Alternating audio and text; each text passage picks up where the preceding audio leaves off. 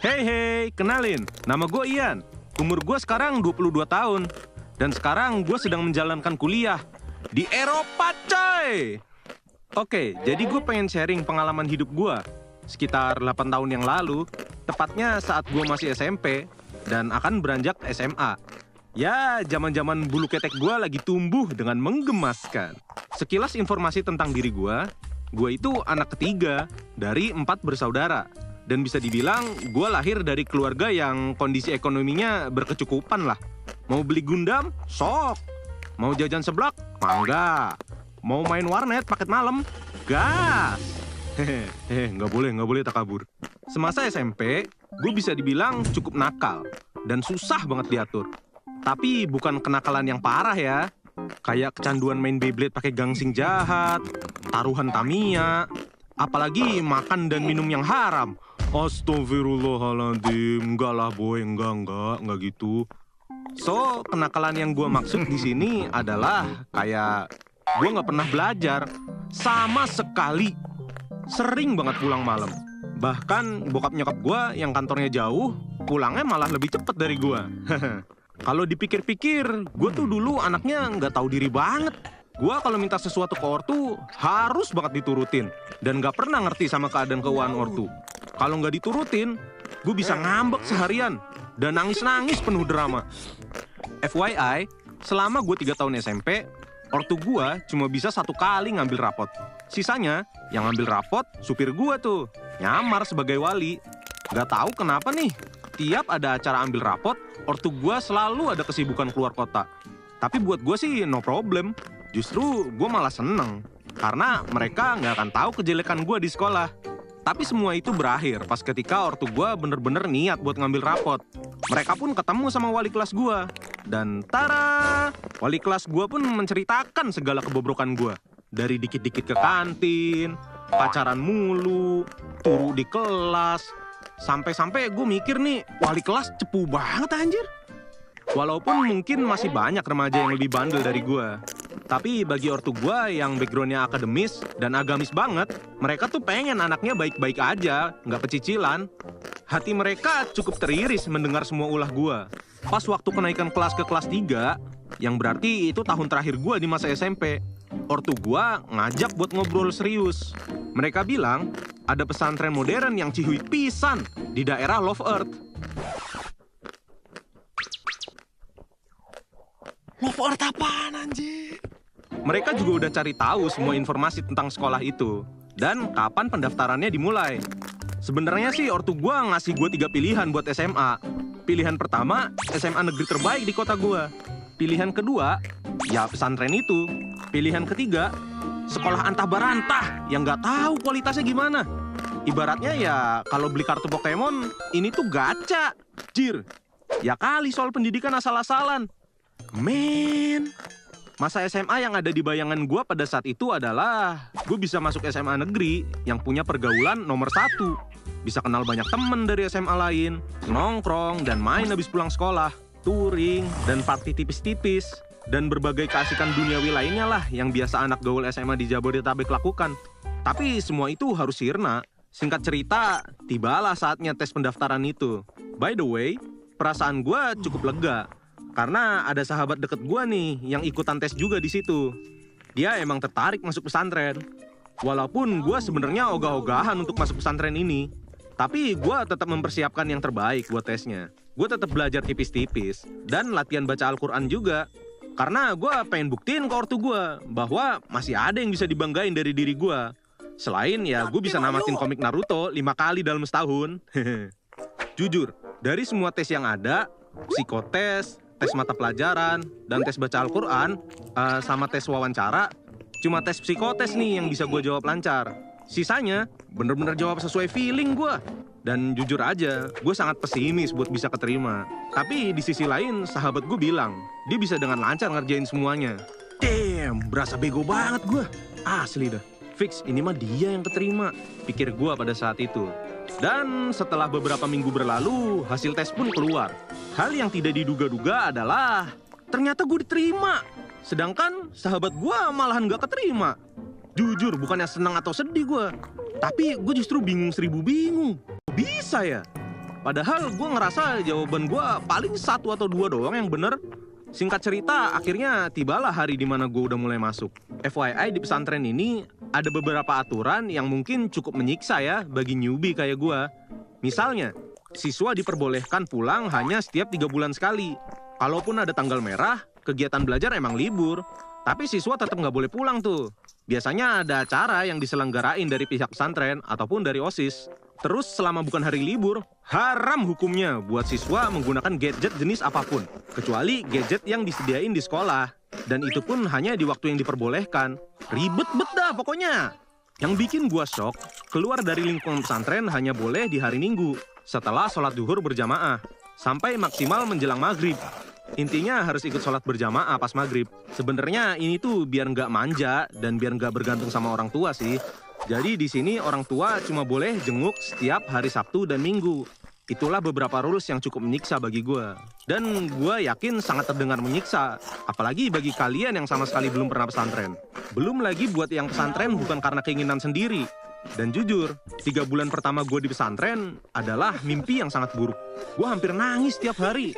Karena kangen sama orang tua. Kangen juga rasanya main keluar rumah. Bawaannya kayak gue hidup di dunia yang berbeda. Kalau boleh jujur, saat itu gue kangen banget main HP. Kangen rasanya kalau bosen di rumah, tinggal cabut aja nongkrong sama temen. Pokoknya yang ada di pikiran gue saat itu cuma, anjir lah ngapain gue di sini? Belum lagi pada saat itu gue masih punya pacar.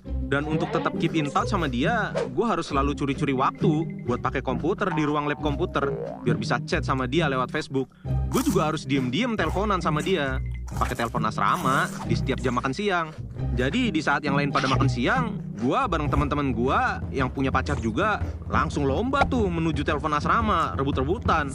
Dan yang lebih capeknya lagi, setiap hari Minggu jadwal pesantren gue harus lari-larian buat nyari warnet terdekat yang masih kosong. Ya supaya bisa tetap chatan sama pacar gue lewat Facebook. Di 3 bulan pertama di pesantren, gue dan beberapa temen gue ngebuat semacam geng gitu yang dibentuk berdasarkan dengan latar belakang yang sama, yaitu sama-sama nggak betah dan punya pacar. Ya kegiatan kita kalau kumpul mah isinya sama-sama saling menguatkan dan saling curhat tentang alasan kenapa nggak betah. Masing-masing dari kita juga bertekad untuk coba jalanin dulu di pesantren ini selama 3 bulan. Setelah itu baru kita tentuin keputusan final, apakah harus pindah sekolah atau stay. Pada saat itu setiap orang tua gue jenguk, gue selalu nangis-nangis ke mereka. Ngerengek, minta pindah sekolah. Tapi ortu gue nggak pernah capek buat selalu menguatkan gue. Mereka juga bilang, Le, coba jalanin dulu ya selama 3 bulan pertama ini. Nggak semua orang bisa sekolah di sini. Belum tentu kalau kamu pindah sekolah, bisa sekolah di tempat yang lebih bagus dari ini, Le. Le di sini tuh bukan lele ikan ya, tapi panggilan anak dari bahasa Jawa. Dari kata tole. Hehehe. Sekian fun fact-nya. Back to main story. My mama said, Papa sama Mama nggak minta kamu buat dapat nilai bagus, nggak minta kamu dapat ranking, dan gak minta kamu untuk jadi yang nomor 1 di sini. Papa sama Mama cuma minta kamu betah di sini. Kamu nikmatin masa-masa di sini dan kamu jadi anak yang soleh di sini. Itu aja udah buat Papa sama Mama bangga kok, Le. Tolong jalanin dulu aja ya. Mendengar itu dari orang tua gue menjadi tersentuh dan rasanya gue mendapatkan suntikan semangat untuk jalani hidup di sini. Ikuzo. Singkat cerita, akhirnya gue bisa lewatin masa 3 bulan ini dengan penuh perjuangan. Dan masa 3 bulan pertama gue di pesantren pun ditutup dengan liburan tengah semester. Akhirnya, gue bisa pulang setelah 3 bulan. Meskipun cuma seminggu. Tapi, lega sekali. Setelah HP dibagikan ke masing-masing siswa untuk dibawa ke rumah, gue langsung aja chat dengan semua orang-orang terdekat. Termasuk cewek gue. Yang endingnya, jadi mantan. Jir lah kata gue shock karena tiba-tiba cewek gue minta putus secara sepihak dengan alasan bosen dan gak bisa LDR. Shit man, harusnya gue happy-happy karena lagi liburan, malah ada aja masalah. Setelah debat yang gak begitu alot, akhirnya kita pun sepakat putus. Enggak sih, gak sepakat, gue yang diputusin. Usut punya usut, dari intel gue di sekolah doi, katanya sih doi selingkuh. Awalnya gue ngerasa ini semua bakal suram. Tapi malahan setelah 1 bulan putus, gue bener-bener bisa move on 100% dari dia. Setelah itu gue pun jadi lebih tenang jalanin hidup gue di pesantren ini. Akhirnya gue nggak perlu rebutan komputer warnet buat ngehubungin cewek gue. Mantan. Hari Minggu gue bisa dipakai untuk kegiatan positif, istirahat, dan olahraga. Dan yang lumayan ajaibnya lagi, setelah pulang yang pertama itu, geng gue yang pada gak betah di pesantren, kompak sama-sama putus dari pacar masing-masing. Wih, dan tanpa ada janjian loh.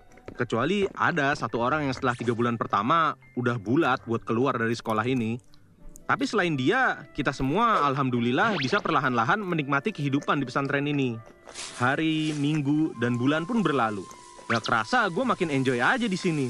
Nilai gue pun selalu meningkat.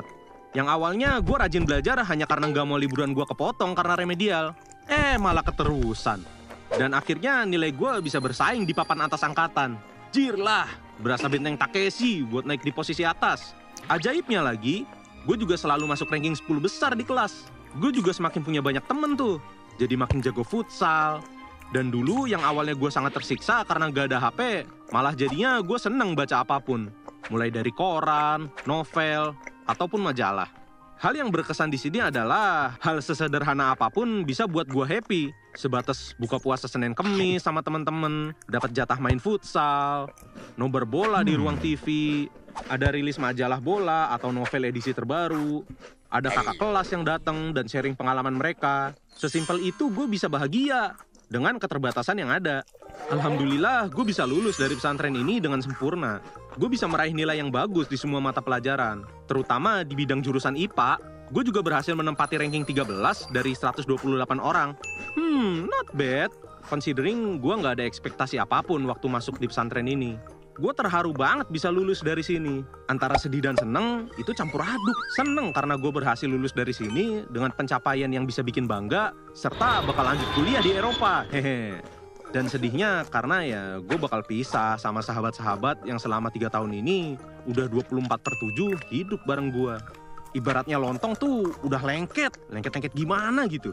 Dan gue nggak nyangka, gue yang awalnya sama sekali nggak betah, bahkan muak gue di sini, malah berhasil menutup buku dengan sempurna. Dan tentu membuat ortu gue bangga. Pas acara wisuda kelulusan, gak ada kata-kata yang bisa gue ucapin ke ortu gue. Gue cuma bisa peluk mereka dengan air mata, sebagai tanda terima kasih yang tulus.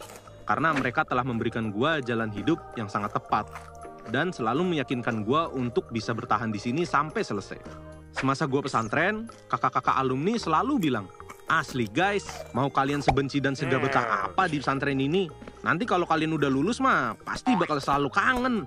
Dan ingat dengan apa yang terjadi di sini, mulai dari hal besar sampai yang kecil. Dulu gue cukup denial dengan statement itu, tapi setelah lulus dan bahkan sampai sekarang umur gue 22 tahun, gue tanpa ragu berkata iya, bener banget. Dan suka senyum-senyum nangis sendiri kalau keinget-inget masa di pesantren. Jadi hikmah yang pengen gue sampaikan di cerita gue kali ini adalah bahwa pentingnya sabar untuk adaptasi.